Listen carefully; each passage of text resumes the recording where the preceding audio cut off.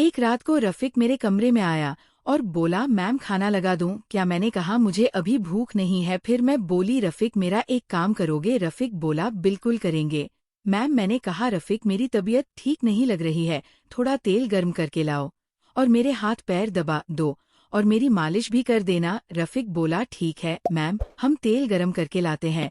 मैं उस समय गाव पहनी हुई थी और बिस्तर पर लेट गई। रफिक 6 मिनट में तेल गर्म करके कमरे में आ गया और वही खड़ा हो गया। मैंने अपना गाउन घुटनों तक उठा दिया और कहा, रफिक मेरे पैरों पर तेल लगाकर मालिश कर दो। रफिक जी मैम कहकर मेरे पैरों पर तेल की मालिश करने लगा। मैंने जानबूझकर अपना गाउन ऊपर उठा लिया ताकि रफिक को अपने जलवे दिखा सकूं। रफिक मेरे पैरों की मालिश करते हुए मेरी टांगों को घूर रहा था और उसकी उंगलियों की पकड़ पहले से भी ज्यादा तेज हो गई। फिर मैं पलट गई और बोली, रफिक मेरी पीठ की भी मालिश कर दो, बहुत दर्द हो रहा है।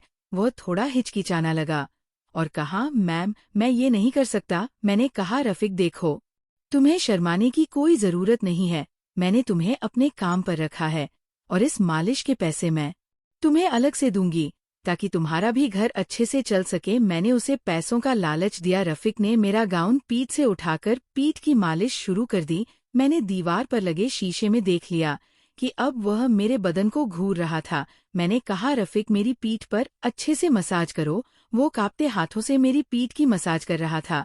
उसके हाथ बहुत ज्यादा कांप रहे थे।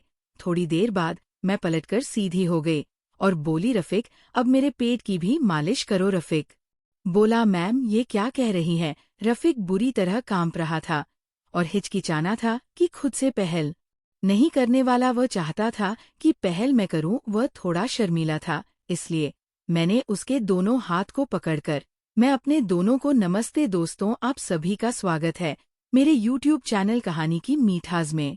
मेरी शादी को 9 साल हो चुके हैं। जीवन में मुझे हर सुख मिला मगर एक ऐसा सुख नहीं मिल पाया जो एक औरत के लिए सबसे कीमती होता है, अपने पति का प्यार। मेरे पति एक बड़े बिजनेसमैन हैं और बिजनेस के चलते वे हमेशा घर से बाहर ही रहते हैं। सुख साधन संपत्ति सब मेरे पास है, पर उस एक चीज की कमी है जिसे मैं अपने पास हमेशा महसूस करना चाहती हूँ, मेरे पति का साथ और उनका प्यार। दोस्तों मेरे घर में रफिक नाम का एक नौकर भी है। उसकी उम्र 21 साल है और वह आसाम का रहने वाला है। रफिक भी शादीशुदा है मगर उसकी पत्नी आसाम में ही रहती है। उसकी आंखों में भी एक तड़प दिखती है, एक अधूरी चाहत की कसक। शायद मेरी तरह ही वह भी अपने साथी के प्यार से दूर है। ये बात पिछले साल की है। मेरे पति कुछ दिनों के लिए घर आए थे मगर जैसे हर बार होता है वे पूरे दिन फोन में ही व्यस्त थे। जब रात आई तो उन्होंने मुझसे कहा कि वे एक रफिक के लिए बिहार जा रहे हैं बिजनेस के सिलसिले में। उस रात मैं अपने कमरे में अकेली फूट फूट कर रोई थी।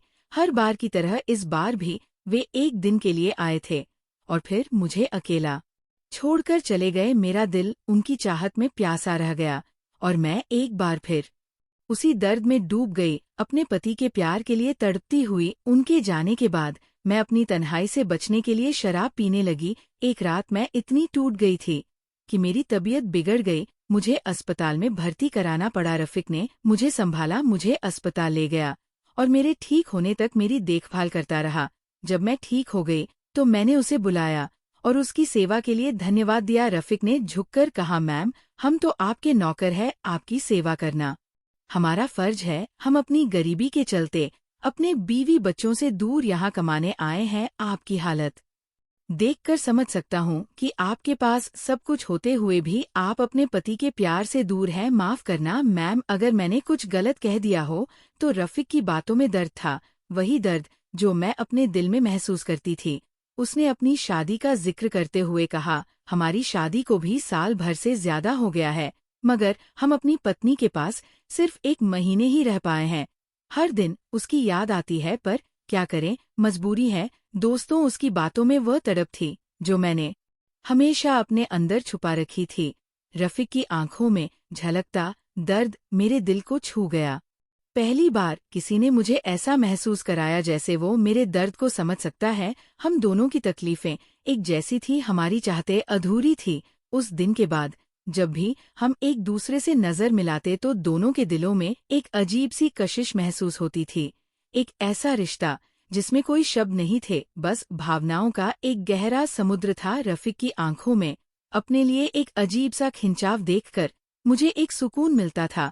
शायद हम दोनों ही उन अधूरी ख्वाहिशों के गुलाम थे जो हम अपने दिल में बसाकर बैठे थे। दोस्तों, रफीक ने जब कहा मैम कमाएंगे नहीं तो घर कैसे चला पाएंगे, तो उसकी बातों ने मेरे दिल को छू लिया। मैंने उसे कुछ पैसे देते हुए कहा जाओ अपने घर हो आओ, मगर उसने मना करते हुए कहा नहीं मैम, हम ये पैसे घर भेजेंगे ताकि हमारा घर चलता रहे। मैं यहीं रहकर आपकी सेवा करूंगा। वैसे भी मालिक घर पर नहीं है तो मेरा फर्ज है कि मैं आपका ख्याल रखूं। उसकी बातों में अपने घर वालों के लिए प्यार और जिम्मेदारी देखकर मुझे एहसास हुआ कि ये साधारण सा इंसान अपनी पत्नी को कितना चाहता है, और एक मेरे पति हैं जिन्हें मेरी जरा भी परवाह नहीं है।